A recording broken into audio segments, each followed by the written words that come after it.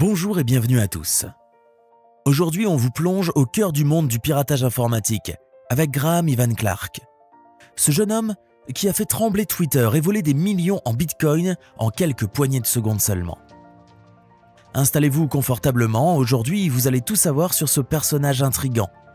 Le cerveau derrière le piratage massif de comptes Twitter en 2020 qui a touché des personnalités américaines très connues, telles que Barack Obama, Bill Gates, Elon Musk et Kanye West, et vous allez surtout savoir comment il a fait. C'est parti. Cette petite bouille, c'est celle de Graham Ivan Clark, un Américain né le 9 janvier 2003 dans le comté de Hillsborough en Floride. Aujourd'hui, il est considéré comme un as du piratage informatique et de la cybercriminalité. Graham Ivan Clark a donc grandi avec sa mère, son père et sa sœur aînée. Son premier coup dur va arriver lorsque ses parents divorcent alors qu'il n'a que 7 ans au compteur. Cet événement a laissé des marques profondes en lui.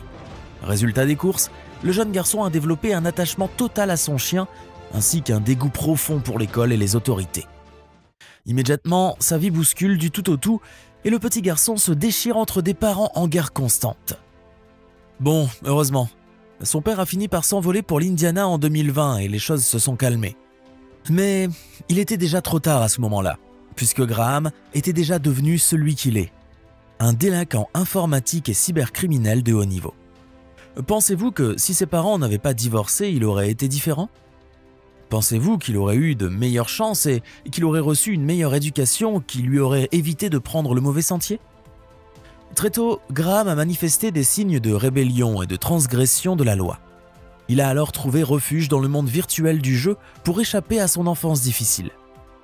Et au cours de son adolescence en 2016, alors qu'Internet était en pleine émergence, Graham Ivan Clark a utilisé divers pseudonymes pour intégrer des communautés en ligne, gagnant en notoriété en tant qu'arnaqueur dans la communauté Minecraft, des factions hardcore vie, puisque la communauté Hardcore Factions est connue pour swatting, doxing et hacking, des parties particulièrement violentes de Minecraft.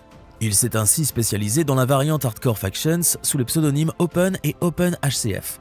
Grâce à ses performances, il est rapidement devenu populaire. Toutefois, son comportement a rapidement attiré l'attention négative dans le cercle du jeu. C'était un vrai fripon à l'époque et Graham ne s'en cachait pas. En 2018, Graham Ivan Clark fait son entrée à OG Users, un forum dédié à la vente, à l'achat et au trading de comptes en ligne avec des noms d'utilisateurs sympas. Bien sûr, cela inclut également les comptes Twitter. Graham a vite été refoulé et interdit de la plateforme à peine 4 jours après son entrée en raison d'une arnaque au cap Minecraft.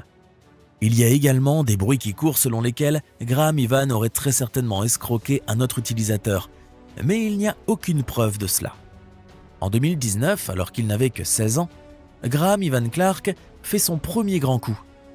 Avec l'aide d'un groupe de hackers, il pirate à distance le téléphone de l'investisseur Greg Bennett basé à Seattle. Il a réussi à subtiliser 164 bitcoins, qui valaient à l'époque près de 856 000 $. L'adolescent a usé une technique d'attaque d'échange de cartes SIM. Clark a donc envoyé 2 lettres d'extorsion sous le pseudonyme Scream, déclarant « Nous voulons juste le reste des fonds dans le Bittrex », faisant référence à l'échange de crypto-monnaie Bittrex que Greg Bennett avait utilisé.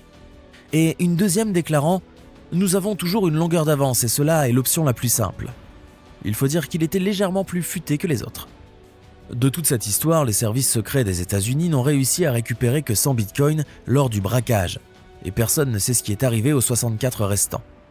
Dans une interview, Greg Bennett a déclaré qu'un agent des services secrets lui avait dit que la personne avec les bitcoins volés n'avait pas été arrêtée parce qu'elle était mineure. En effet, elle l'était. Graham Ivan Clark échappe donc de justesse à la justice.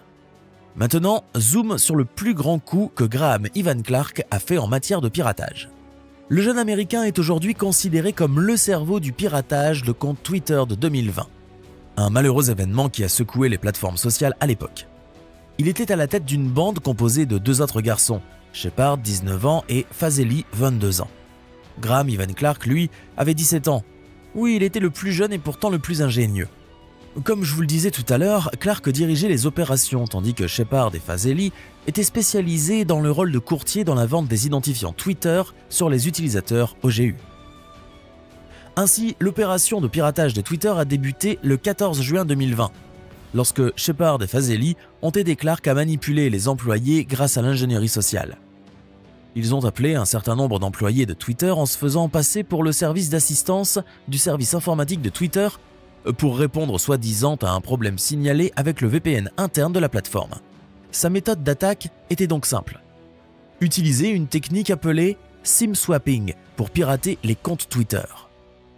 Le SIM swapping consiste à détourner le numéro de téléphone d'une personne en persuadant un employé de l'opérateur téléphonique de transférer le numéro vers une nouvelle carte SIM contrôlée par le pirate.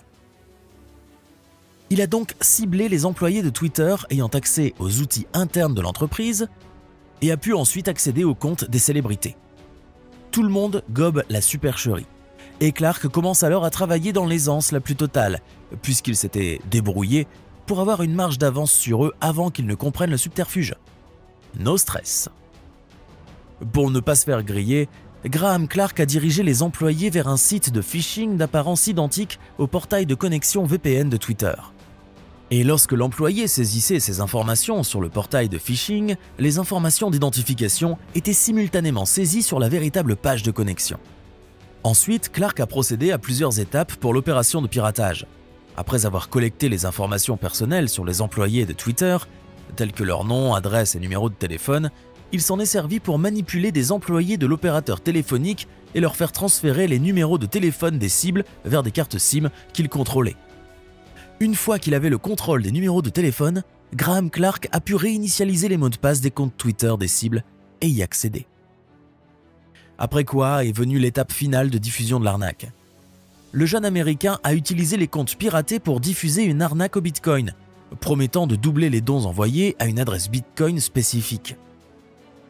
Clark et ses complices ont manipulé les utilisateurs en leur faisant croire qu'ils envoyaient leurs Bitcoins à une cause caritative ou à une personne de confiance.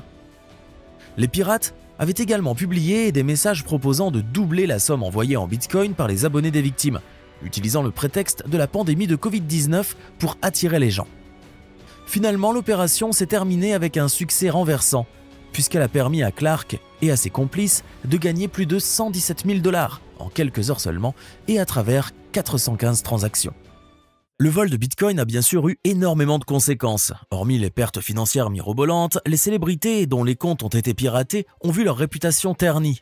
Et comme si ce n'était pas assez, l'attaque a également nui à la confiance des utilisateurs dans les plateformes de médias sociaux. Vous vous doutez bien que Twitter n'est pas resté là, les bras croisés, à constater l'énorme catastrophe qu'ils ont reçue en plein dans la tronche. Le groupe a mis en place plusieurs mesures pour empêcher de futures attaques de SIM swapping, notamment en rendant l'authentification à 2 facteurs obligatoire pour tous les utilisateurs, en renforçant la formation de ses employés en matière de sécurité et en mettant en place des mesures pour limiter leur accès aux outils internes. Cette attaque de 2020 à l'encontre de Twitter constitue sans aucun doute le point culminant de l'histoire de Graham Ivan Clark.